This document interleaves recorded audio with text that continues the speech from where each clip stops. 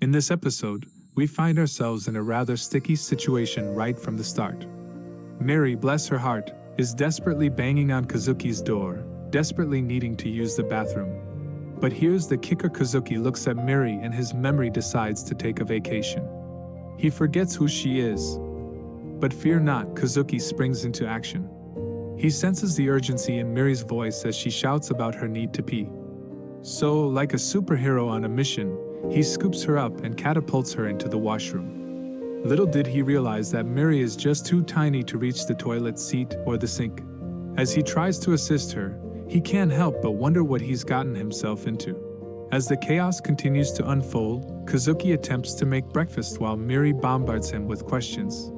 She's curious if this is his house, to which Kazuki coolly replies that he's just crashing. But poor Miri, in her quest to be helpful, ends up making things worse. Breakfast becomes a comedy of errors, with Miri as the star of the show.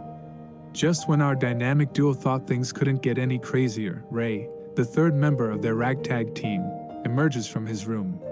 Curiosity piqued, he investigates the commotion, only to have Kazuki thrust Miri into his unsuspecting hands.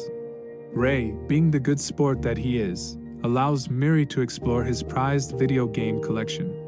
But alas, her curious nature and lack of coordination result in a mess of epic proportions. While the breakfast chaos settles down, Kazuki takes a moment to read the note Miri's mom sent along with her on her quest to find her father. It turns out Miri's mom has some serious resentment towards her father for abandoning them and requested him to become Miri's guardian. And guess what? It just so happens that this deadbeat dad was the head of a human trafficking ring they took down in the last episode. What should they do next? They decide it's best to send Miri back to her mother, but there's a slight problem. They have no idea where her mother lives.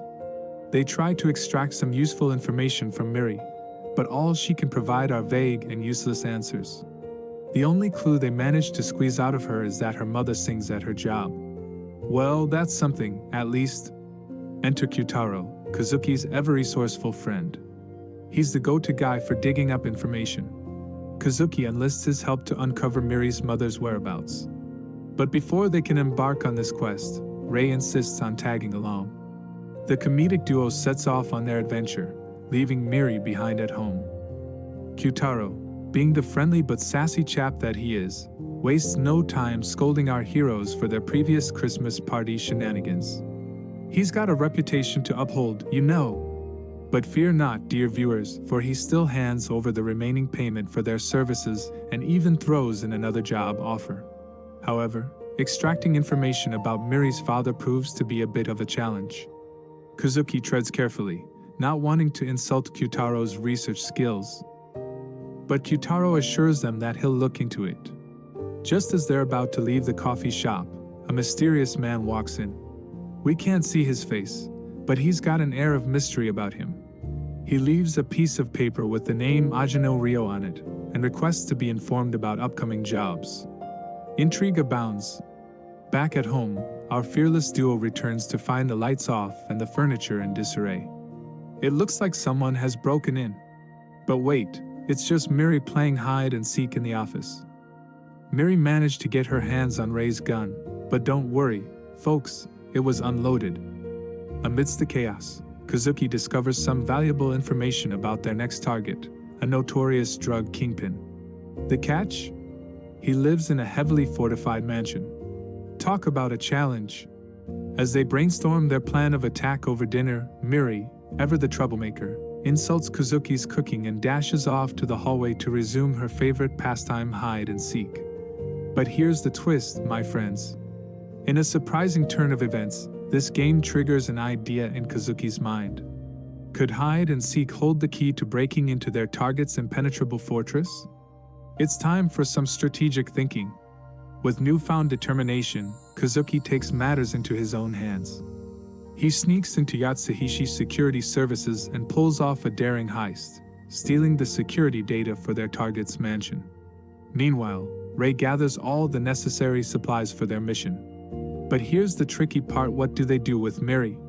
Kazuki attempts to bribe her with snacks, but she wails so loudly that the neighbors can't help but notice. In the end, They have no choice but to bring her along and leave her in the car. The adventure continues. The plan is set. Rei will stake out near the water surrounding the target's mansion, while Kazuki poses as a repairman to gain access. Miri, ever the unpredictable wildcard, demands a bathroom break just as they're about to execute their mission. Kazuki, playing it cool, encourages her to hold it and forges ahead to the house. After all, desperate times call for desperate measures. While Kazuki plants explosives throughout the mansion, Miri takes matters into her own hands. She rings the doorbell and asks the henchman who answers if she can use the bathroom. Surprisingly, he agrees. All seems well until Miri spots Kazuki in the living room, drawing unwanted attention. And just like that, chaos ensues once again. The henchman gives chase to Kazuki, who in turn chases after Miri as she dashes away to start yet another game of hide and seek. It's a madcap race through the mansion, with Kazuki detonating explosives along the way. Talk about leaving a lasting impression. In the midst of all the madness, just when things seem bleak, our heroes find an unexpected ally. Rei, taking his position outside, starts taking down henchmen left and right. It's a shootout extravaganza.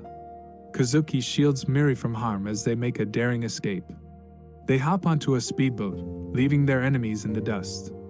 But Kazuki can't help but scold his partners in crime for their antics. Ruining the mission is not exactly the plan.